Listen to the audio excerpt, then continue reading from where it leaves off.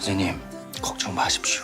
저 이래봬도 꽤 의리 있는 놈이거든요. 안녕하세요. 11화 예고편의 시작은 이영과 도원의 비밀 연애가 들켜버린 순간으로부터 시작됩니다. 그것도 하필 너무나도 말 많은 엄제일에게. 누구보다 눈치 빠른 그는 두 사람이 함께 있는 장면을 우연히 목격하게 되고 그 짧은 순간만으로 모든 걸 알아차립니다. 그리고 도원에게 다가가 전하죠. 걱정 마세요. 저 의리 있는 놈이에요. 하지만 그가 말한 의리는 얼마나 오래 지켜질 수 있을까요? 말 안 해도 티나는 사람이 바로 엄제일입니다. 한편 둘은 여전히 아무도 모르게 연애를 이어가려 하지만 주변의 시선은 점점 좁혀옵니다. 11화는 이제 숨길 수 없는 연애, 들켜버린 감정의 균열에서 시작됩니다. 11화 예고편에서 가장 먼저 등장하는 장면은 엄제일이 도원에게 말을 거는 순간입니다. 선생님, 걱정 마십시오.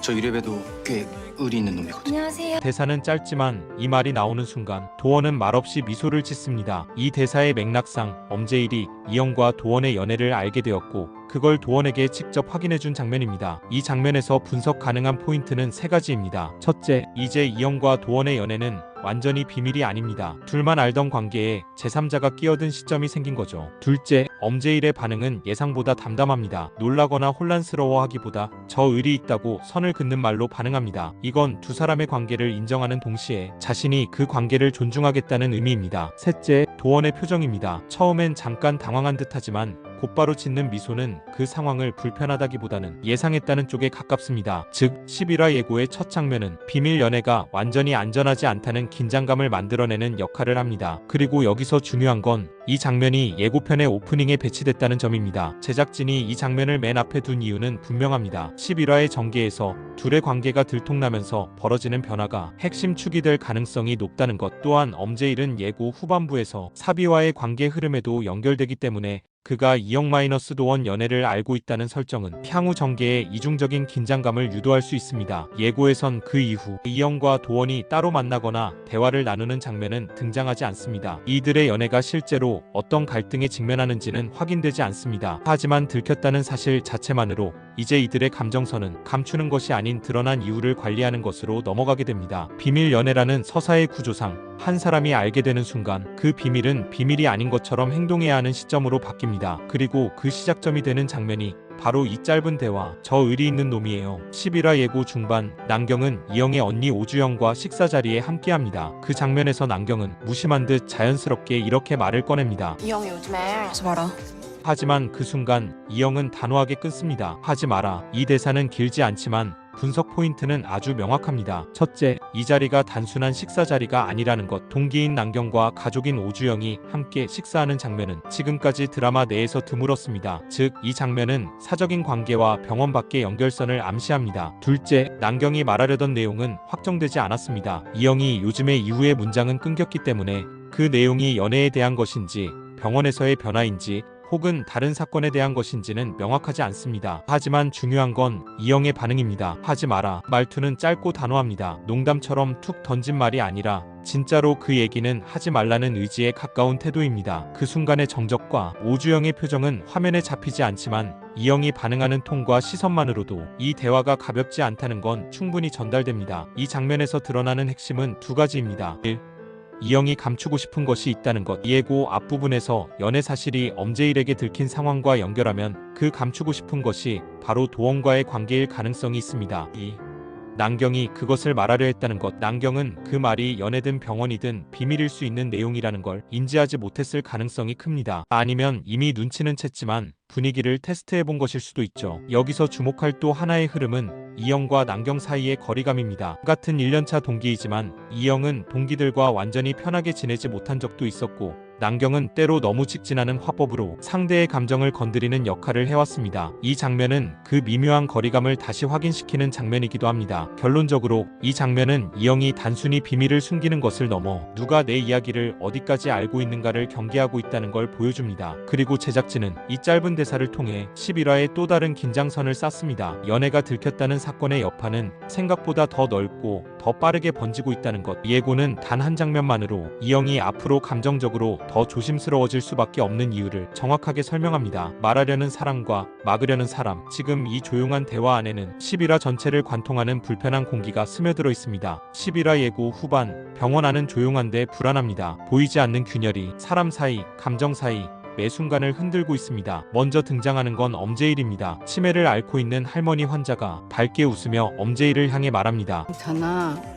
엄제일은 그대로 멈춰섭니다. 실제 아들은 아니지만 환자는 그를 아들처럼 받아들이고 그 앞에서 그는 말 한마디 못합니다. 의사로서 감정까지 책임질 수는 없습니다. 하지만 전공의는 종종 전혀 준비되지 않은 감정 앞에 서게 됩니다. 웃고 있는 환자, 그 안에 담긴 무게를 받아내는 것도 1년차의 몫이 되는 순간이죠. 이어서 등장하는 건 오이영입니다. 한 보호자가 환자의 링겔을 직접 건드립니다. 오이영은 급하게 뛰어가 보호자의 손을 제지합니다. 하지만 이미 링겔 라인은 건드려진 뒤입니다. 다음 장면 상황에서 터져나오는 오이영의 말. 왜 그냥 진통만 좀 열심히 하시면 안 될까요? 말투는 단호했고 환자는 곧바로 반응합니다. 뭐? 안 돼. 짧은 대화지만 공기는 묘하게 얼어붙습니다. 예고에 등장한 이 장면 속 환자는 오이영과 개인적인 연이 있는 사람으로 추정됩니다. 단순한 의료 상황이 아니라 의사와 환자 사이의 감정이 섞인 순간 이영은 의사로 말했지만 상대는 사람으로 들었습니다. 그 결과는 충돌이죠. 이 장면은 책임감보다 피로가 앞설 때 그 한마디가 어떻게 감정선을 건드리는지 보여줍니다. 그리고 이어지는 장면 표난경입니다. 먼저 기은미가 응급실에 환자를 확인하며 외칩니다. 안 돼.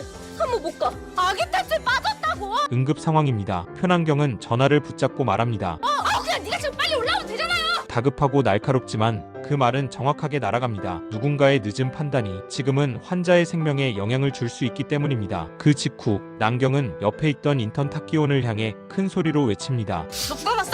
기온은 말을 잇지 못한 채 당황한 눈빛만 남깁니다. 이 장면의 핵심은 짜증이 아닙니다. 위기 상황에서 조정해야 하는 사람의 입장, 그리고 그 안에서 순간적으로 무너지는 여유입니다. 난경 역시 1년차입니다. 하지만 지금은 누군가를 움직여야만 하는 역할을 맡게 된 것이죠. 예고는 3명의 1년차 전공의를 나란히 보여줍니다. 엄제일은 감정 앞에 얼어붙고 오이영은 익숙함 속에서 실수를 하고 표난경은 압박 속에서 감정을 통제하지 못합니다. 다양한 상황, 다양한 반응. 하지만 공통된 흐름은 하나입니다. 실수보다 더 무서운 건 감정이 흔들리는 순간 10이라는 그 감정의 전조를 아주 조용하게 그러나 분명하게 깔아두고 있습니다. 예고 후반 수술실 안에서 산모가 조용히 말합니다. 교수님, 제가 부탁드렸던 거 기억하고 계시죠?